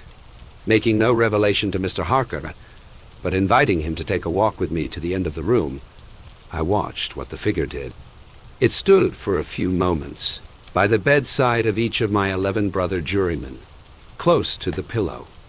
It always went to the right-hand side of the bed, and always passed out, crossing the foot of the next bed. It seemed, from the action of the head, merely to look down pensively at each recumbent figure. It took no notice of me, or of my bed, which was that nearest to Mr. Harker's. It seemed to go out where the moonlight came in, through a high window, as by an aerial flight of stairs. Next morning at breakfast, it appeared that everybody present had dreamed of the murdered man last night, except myself and Mr. Harker. I now felt as convinced that the second man who had gone down Piccadilly was the murdered man, so to speak, as if it had been borne into my comprehension by his immediate testimony. But even this took place, and in a manner for which I was not at all prepared. On the 5th day of the trial, when the case for the prosecution was drawing to a close, a miniature of the murdered man, missing from his bedroom upon the discovery of the deed, and afterwards found in a hiding place where the murderer had been, seen digging, was put in evidence. Having been identified by the witness under examination, it was handed up to the bench, and thence handed down to be inspected by the jury. As an officer in a black gown was making his way with it across to me, the figure of the second man who had gone down Piccadilly, impetuously started from the crowd, caught the miniature from the officer, and gave it to me with his own hands, at the same time saying in a low and hollow tone, before I saw the miniature, which was in a locket, I was younger then, and my face was not then drained of blood. It also came between me and the brother juryman, to whom I would have given the miniature, and between him and the brother juryman to whom he would have given it, and so passed it on through the whole of our number, and back into my possession. Not one of them, however, detected this. At table, and generally when we were shut up together in Mr. Harker's custody, we had from the first naturally discussed the day's proceedings a good deal. On that 5th day, the case for the prosecution being closed, and we having that side of the question in a completed shape before us, our discussion was more animated and serious. Among our number was a vestryman, the densest idiot I have ever seen at large, who met the plainest evidence with the most preposterous objections, and who was sided with by 2 flabby parochial parasites, all the 3 impaneled from a district so delivered over to fever that they ought to have been upon their own trial for 500 murder. When these mischievous blockheads were at their loudest, which was towards midnight, while some of us were already preparing for bed, I again saw the murdered man. He stood grimly behind them, beckoning to me. On my going towards them and striking into the conversation, he immediately retired. This was the beginning of a separate series of appearances, confined to that long room in which we were confined. Whenever a knot of my brother jurymen laid their heads together, I saw the head of the murdered man among theirs. Whenever their comparison of notes was going against him, he would solemnly and irresistibly beckon to me. It would be borne in mind that down to the production of the miniature, on the 5th day of the trial, I had never seen the appearance in court. 3 changes occurred now that we entered on the case for the defense. 2 of them I will mention together first. The figure was now in court continually, and it never there addressed itself to me, but always to the person who was speaking at the time. For instance, the throat of the murdered man had been cut straight across. In the opening speech for the defense, it was suggested that the deceased might have cut his own throat.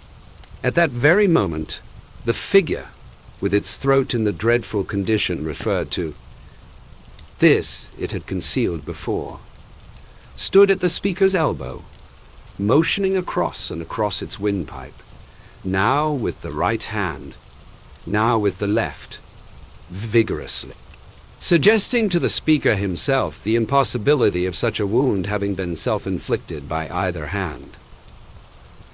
For another instance, a witness to character, a woman, deposed to the prisoners being the most amiable of mankind. The figure at that instant stood on the floor before her, looking her full in the face, and pointing out the prisoner's evil countenance with an extended arm and an outstretched finger. The 3rd change now to be added impressed me strongly as the most marked and striking of all. I do not theorize upon it, I accurately state it, and there leave it. Although the appearance was not itself perceived by those whom it addressed, its coming close to such persons was invariably attended by some trepidation or disturbance on their part. It seemed to me as if it were prevented, by laws to which I was not amenable, from fully revealing itself to others, and yet as if it could invisibly, dumbly, and darkly overshadow their minds. When the leading counsel for the defense suggested that hypothesis of suicide, and the figure stood at the learned gentleman's elbow, frightfully sawing at its severed throat, it is undeniable that the counsel faltered in his speech, lost for a few seconds the thread of his ingenious discourse, wiped his forehead with his handkerchief, and turned extremely pale. When the witness to character was confronted by the appearance, her eyes most certainly did follow the direction of its pointed finger, and rest in great hesitation and trouble upon the prisoner's face. 2 additional illustrations will suffice. On the 8th day of the trial, after the pause which was every day made early in the afternoon for a few minutes' rest and refreshment, I came back into court with the rest of the jury some little time before the return of the judges. Standing up in the box and looking about me, I thought the figure was not there until, chancing to raise my eyes to the gallery, I saw it bending forward and leaning over a very decent woman, as if to assure itself whether the judges had resumed their seats or not. Immediately afterwards that woman screamed, fainted, and was carried out. So with the venerable, sagacious, and patient judge who conducted the trial. When the case was over, and he settled himself in his papers to sum up, the murdered man, entering by the judge's door, advanced to his lordship's desk and looked eagerly over his shoulder at the pages of his notes which he was turning. A change came over his lordship's face. His hand stopped. The peculiar shiver that I knew so well passed over him. He faltered, "Excuse me, gentlemen, for a few moments. I am somewhat oppressed by the vitiated air," and did not recover until he had drunk a glass of water. Through all the monotony of 6 of those interminable 10 days, the same judges and others on the bench, the same murderer in the dock, the same lawyers at the table, the same tones of question and answer rising to the roof of the court, the same scratching of the judge's pen, the same ushers going in and out, the same lights kindled at the same hour when there had been any natural light of day, the same foggy curtain outside the great windows when it was foggy, the same rain pattering and dripping when it was rainy, the same footmarks of turnkeys and prisoner day after day on the same sawdust, the same keys locking and unlocking the same heavy doors. Through all the wearisome monotony which made me feel as if I had been foreman of the jury for a vast period of time, and Piccadilly had flourished coevally with Babylon, the murdered man never lost one trace of his distinctness in my eyes, nor was he at any moment less distinct than anybody else. I must not omit, as a matter of fact, that I never once saw the appearance which I call by the name of the murdered man look at the murderer. Again and again I wondered, why does he not? But he never did. Nor did he look at me, after the production of the miniature, until the last closing minutes of the trial arrived. We retired to consider, at 7 minutes before 10 at night. The idiotic vestryman and his 2 parochial parasites gave us so much trouble that we twice returned into court to beg to have certain extracts from the judge's notes reread. 9 of us had not the smallest doubt about those passages. Neither, I believe, had anyone in the court. The dunder-headed triumvirate, having no idea but obstruction, disputed them for that very reason. At length we prevailed, and finally the jury returned into court at 10 minutes past 12. The murdered man at that time stood directly opposite the jury box, on the other side of the court. As I took my place, his eyes rested on me with great attention. He seemed satisfied, and slowly shook a great grey veil which he carried on his arm for the first time over his head and whole form. As I gave in our verdict, guilty, the veil collapsed. All was gone, and his place was empty. The murderer, being asked by the judge, according to usage, whether he had anything to say before sentence of death should be passed upon him, indistinctly muttered something which was described in the leading newspapers of the following day as few rambling, incoherent, and half-audible words, in which he was understood to complain that he had not had a fair trial, because the foreman of the jury was prepossessed against him. The remarkable declaration that he really made was this: "Miss Lord, I knew I was a doomed man when the foreman of my jury came into the box.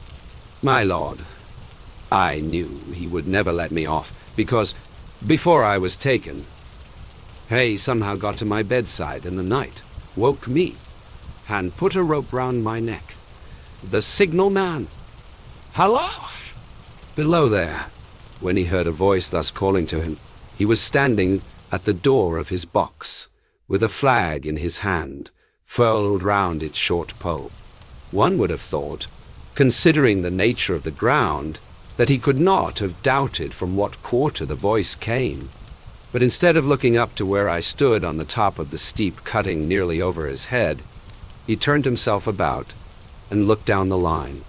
There was something remarkable in his manner of doing so, though I could not have said for my life what.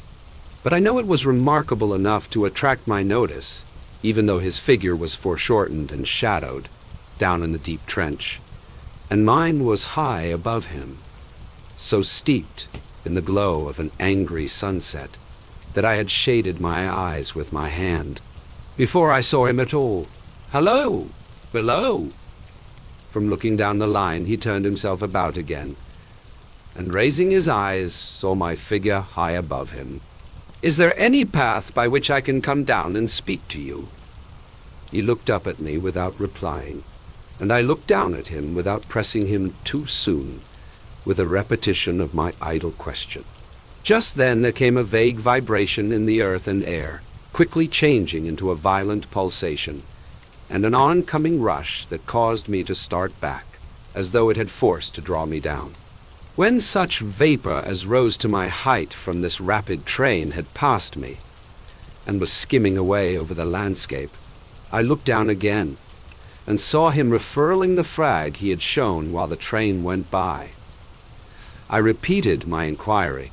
After a pause, during which he seemed to regard me with fixed attention, he motioned with his rolled-up flag towards a point on my level, some 200 or 300 yards distant. I called down to him, "All right?" and made for that point. There, by dint of looking closely about me, I found a rough zigzag descending path notched out, which I followed. The cutting was extremely deep and unusually precipitate. It was made through a clammy stone that became oozier and wetter as I went down. For these reasons, I found the way long enough to give me time to recall a singular air of reluctance or compulsion with which he had pointed out the path. When I came down low enough upon the zigzag descent to see him again, I saw that he was standing between the rails on the way by which the train had lately passed, in an attitude as if he were waiting for me to appear. He had his left hand at his chin, and that left elbow rested on his right hand, crossed over his breast. His attitude was one of such expectation and watchfulness that I stopped a moment, wondering at. I resumed my downward way, and stepping out upon the level of the railroad, and drawing nearer to him, saw that he was a dark, sallow man, with a dark beard and rather heavy eyebrows. His post was in as solitary and dismal a place as ever I saw. On either side, a dripping wet wall of jagged stone, excluding all view but a strip of sky. The perspective one way only a crooked prolongation of this great dungeon, the shorter perspective in the other direction, terminating in a gloomy red light, and the gloomier entrance to a black tunnel, in whose massive architecture there was a barbarous, depressing, and forbidding air. So little sunlight ever found its way to this spot, that it had an earthy, deadly smell, and so much cold wind rushed through it, that it struck chill to me, as if I had left the natural world. Before he stirred, I was near enough to him to have touched him. Not even then removing his eyes from mine, he stepped back one step and lifted his hand. This was a lonesome post to occupy, I said, and it had riveted my attention when I looked down from up yonder. A visitor was a rarity, I should suppose. Not an unwelcome rarity, I hope. In me, he merely saw a man who had been shut up within narrow limits all his life, and who, being at last set free, had a newly awakened interest in these great works. To such purpose I spoke to him, but I am far from sure of the terms I use, for besides that I am not happy in opening any conversation, there was something in the man that daunted me. He directed a most curious look towards the red light near the tunnel's mouth, and looked all about it, as if something were missing from it, and then looked at me. That light was part of his charge, was it not? He answered in a low voice, "Don't you know it is?" The monstrous thought came into my mind, as I perused the fixed eyes and the saturnine face, that this was a spirit, not a man. I have speculated since whether there may have been infection in his mind. In my turn, I stepped back. But in making the action, I detected in his eyes some latent fear of me. This put the monstrous thought to flight. "You look at me," I said, forcing a smile, "as if you had a dread of me." "I was doubtful," he returned, "whether I had seen you before." "Where?" He pointed to the red light he had looked at. "There," I said. Intently watchful of me, he replied, but without sound, "Yes, my good fellow, what should I do there? However, be that as it may, I never was there, you may swear." "I think I may," he rejoined. "Yes, I am sure I may." His manner cleared like my own. He replied to my remarks with readiness and in well-chosen words. Had he much to do there? Yes. That was to say, he had enough responsibility to bear, but exactness and watchfulness were what was required of him, and of actual work. Manual labor he had next to none. To change that signal, to trim those lights, and to turn this iron handle now and then was all he had to do under that head.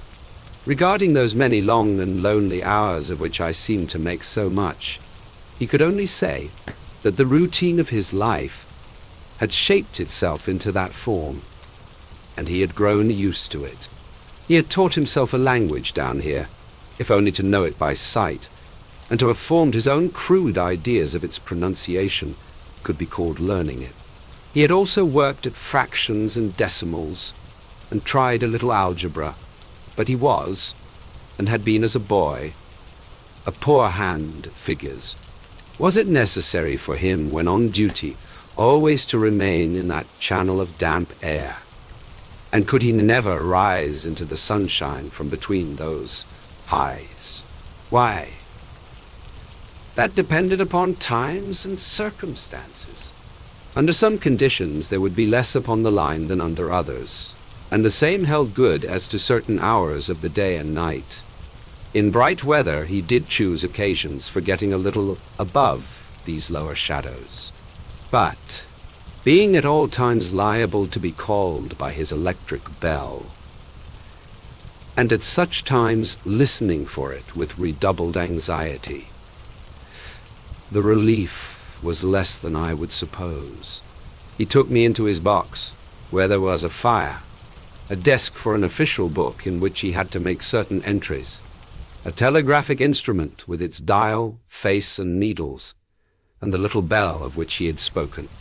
On my trusting that he would excuse the remark that he had been well educated, and, I hoped I might say without offense, perhaps educated above that station, he observed that instances of slight incongruity in such wise would rarely be found wanting among large bodies of men, that he had heard it was so in workhouses, in the police force, even in that last desperate resource, the army, and that he knew it was so more or less in any great railway stop. He had been, when young, if I could believe it, sitting in that hut, he scarcely could, a student of natural philosophy, and had attended lectures, but he had run wild, misused his opportunities, gone down, and never risen again. He had no complaint to offer about that. He had made his bed, and he lay upon it. It was far too late to make another. All that I have here condensed, he said in a quiet manner, with his grave, dark regards divided between me and the fire. He threw in the word, "Sir," from time to time, and especially when he referred to his youth, as though to request me to understand that he claimed to be nothing but what I found him. He was several times interrupted by the little bell, and had to read off messages and send replies. Once he had to stand without the door and display a flag as a train passed, and make some verbal communication to the driver. In the discharge of his duties, I observed him to be remarkably exact and vigilant, breaking off his discourse at a syllable, and remaining silent until what he had to do was done. In a word, I should have set this man down as one of the safest of men to be employed in that capacity, but for the circumstance that while he was speaking to me, he twice broke off with a fallen color, turned his face towards the little bell, when it did not ring, opened the door of the hut, which was kept shut to exclude the unhealthy damp, and looked out towards the red light near the mouth of the tunnel. On both of those occasions, he came back to the fire with the inexplicable air upon him which I had remarked, without being able to define, when we were so far asunder. Said I, when I rose to leave him, "You almost make me think that I have met with a contented man." I am afraid I must acknowledge that I said it to lead him on. "I believe I used to be so," he rejoined, in the low voice in which he had first spoken. "But I am troubled. Sir, I am troubled." He would have recalled the words if he could. He had said them, however, and I took them up quickly. "With what?" "What is your trouble? It is very difficult to impart, sir. It is very, very difficult to speak of. If ever you make me another visit, I will try to tell you. But I expressly intend to make you another visit. Say, when shall it be?" "I go off early in the morning, and I shall be on again at 10 tomorrow night, sir." "I will come at 11. He thanked me, and went out at the door with me. "I'll show my white light, sir," he said, in his peculiar low voice, "till you have found the way up. When you have found it, don't call out. And when you are at the top, don't call out." His manner seemed to make the place strike colder to me, but I said no more than, "Very well. And when you come down tomorrow night, don't call out." "You are called out. Let me ask you a parting question. What made you cry halloa below there tonight?" "Heaven knows," said I. "I cried something to that effect." "Not to that effect, sir." "Those were the very words." "I know them well." "Admit those were the very words." "I said them, no doubt, because I saw you below, for no other reason." "What other reason could I possibly have?" "You had no feeling that they were conveyed to you in any supernatural way?" "No." He wished me good night and held up his light. I walked by the side of the down line of rails, with the very disagreeable sensation of a train coming behind me, until I found the path. It was easier to mount than to descend, and I got back to my inn without any adventure.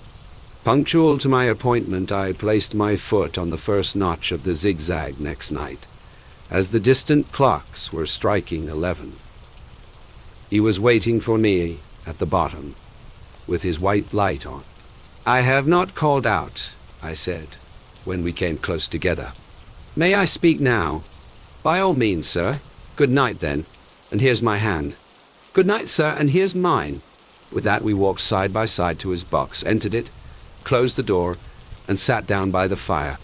"I have made up my mind, sir," he began, bending forward as soon as we were seated, and speaking in a tone but a little above a whisper, "that you shall not have to ask me twice what troubles me. I took you for someone else yesterday evening. That troubles me. That mistake. No, that's someone else. Who is it? I don't know, like me. I don't know. I never saw the face. The left arm is across the face, and the right arm is waved, violently waved. This way I followed his action with my eyes, and it was the action of an arm gesticulating, with the utmost passion and vehemence. For God's sake, clear the way. One moonlight night, said the man, I was sitting here, when I heard a voice cry, halloa, Below.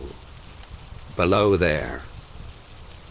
I started up, looked from that door, and saw there's someone else standing by the red light near the tunnel, waving as I just now showed you. The voice seemed hoarse with shouting, and it cried, "Look! Look out!" And then again, "Hello! Below there! Look out!" I caught up my lamp, turned it on red, and ran towards the figure, calling, "What's wrong? What has happened? Where?" It stood just outside the blackness of the tunnel. I advanced so close upon it that I wondered at its keeping the sleeve across its eyes.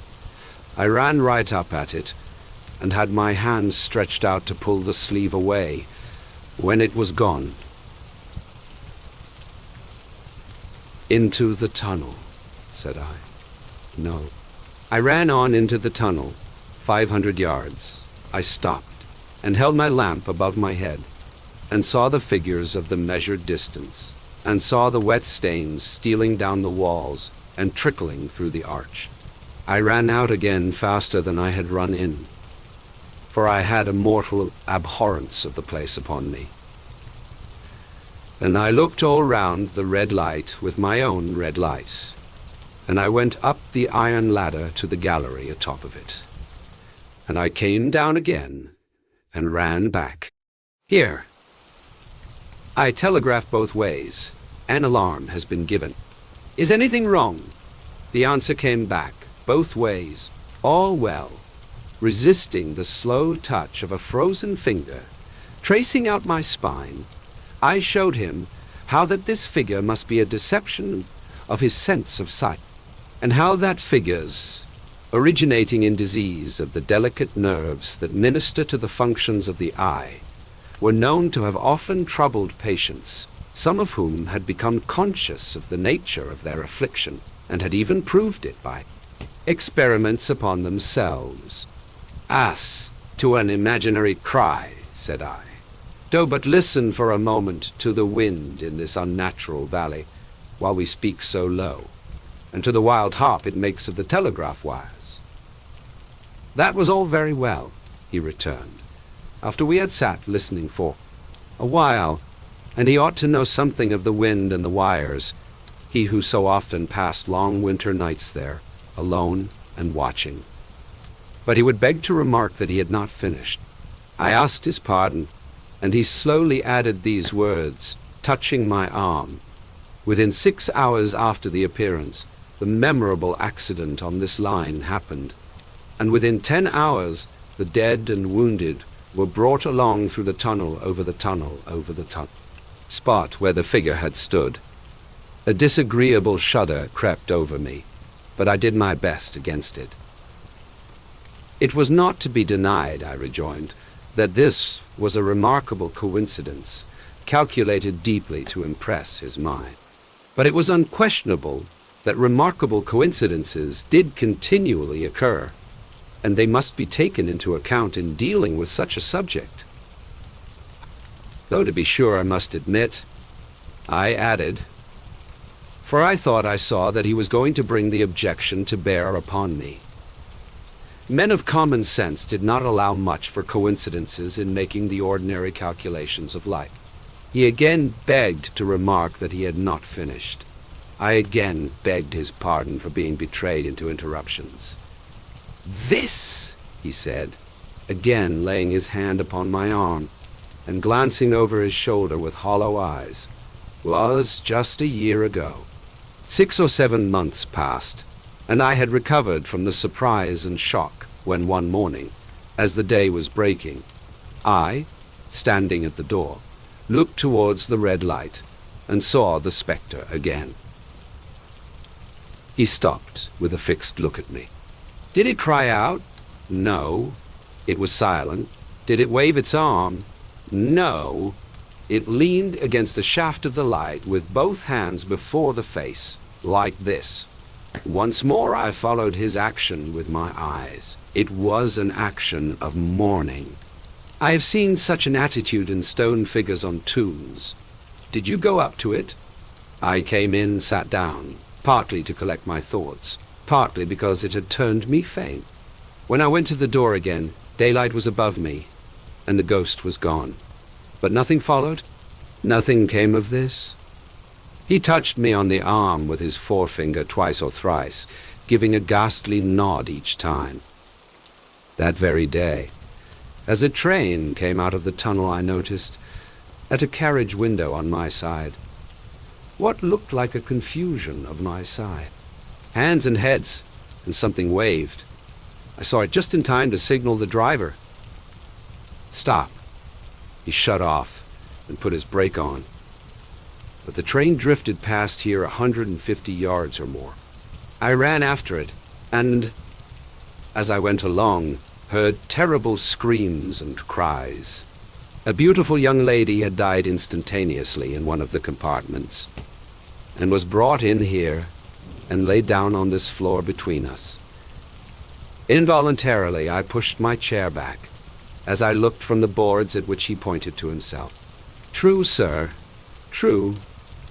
Precisely as it happened, so I tell it you. I could think of nothing to say to any purpose, and my mouth was very dry.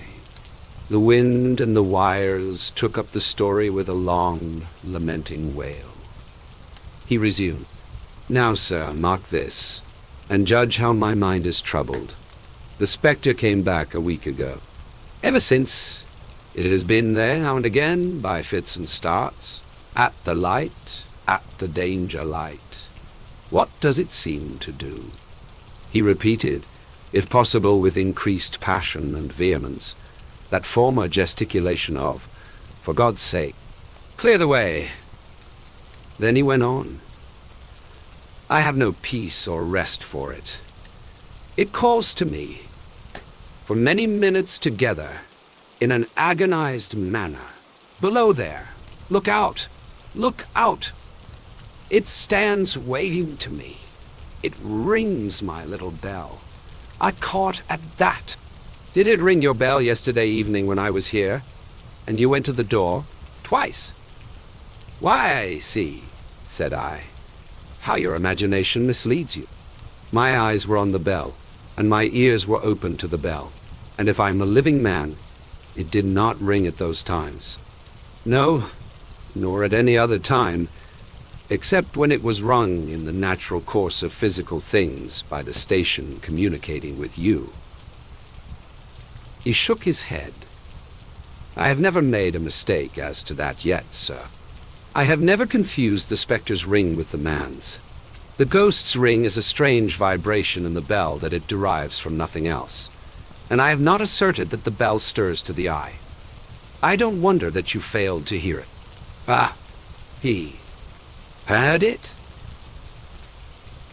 And did the spectre seem to be there when you looked out? It was there, both times, he repeated firmly. Both times? Will you come to the door with me? And look for it now. Somewhat unwilling, but arose. I opened the door and stood on the step, while he stood in the doorway. There was the danger light. There was the dismal mouth of the tunnel. There were the high, wet stone walls of the cutting. There were the stars above them. Do you see it? I asked him, taking particular note of his face. His eyes were prominent and strained, but not very much more so, perhaps, than my own had been when I had directed them earnestly towards the same spot. No, he answered. It is not there. Agreed, said I. We went in again, shut the door, and resumed our seats. I was thinking how best to improve this advantage, if it might be called one, when he took up the conversation in such a matter-of-course way, so assuming that there could be no serious question of fact between us, that I felt myself placed in the weakest of positions. By this time you will fully understand, sir, he said, that what troubles me so dreadfully is the question, what does the spectre mean? I was not sure, I told him, that I did fully understand. What is its warning against? he said, ruminating with his eyes on the fire, and only by times turning them on me. What is the danger? Where is the danger? There is the danger. There is danger overhanging somewhere on the line. Some dreadful calamity will happen. It is not to be doubted this third time after what has gone before.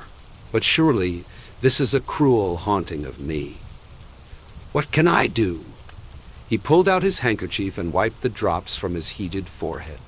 If I telegraph danger on either side of me, or on both, I can give no reason for it, he went on, wiping the palms of his hands. I should get into trouble and do no good.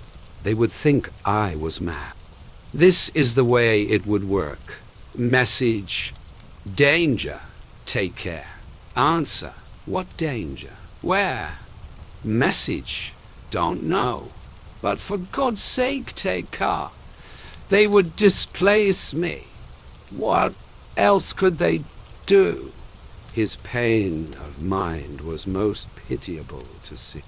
It was the mental torture of a conscientious man, oppressed beyond endurance by an unintelligible responsibility involving life.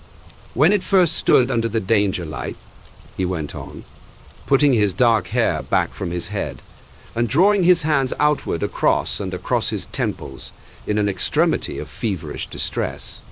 Why not tell me where that accident was to happen, if it must happen? Why not tell me how it could be averted, if it could have been averted, when on its second coming it hid its face? Why not tell me, instead, she is going to die? Let them keep her at home. If it came on those 2 occasions, only to show me that its warnings were true, and so to prepare me for the third, why not warn me plainly now? And I, Lord help me, a mere poor signal man on this solitary station, why not go to somebody with credit to be believed and power to act? When I saw him in this state, I saw that for the poor man's sake, as well as for the public safety, what I had to do for the time was to compose his mind.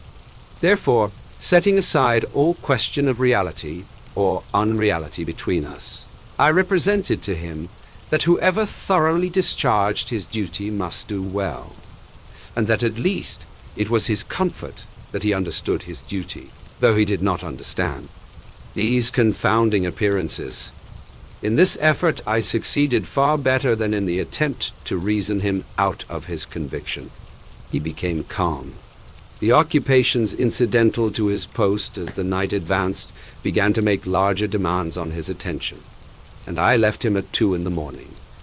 I had offered to stay through the night, but he would not hear of it.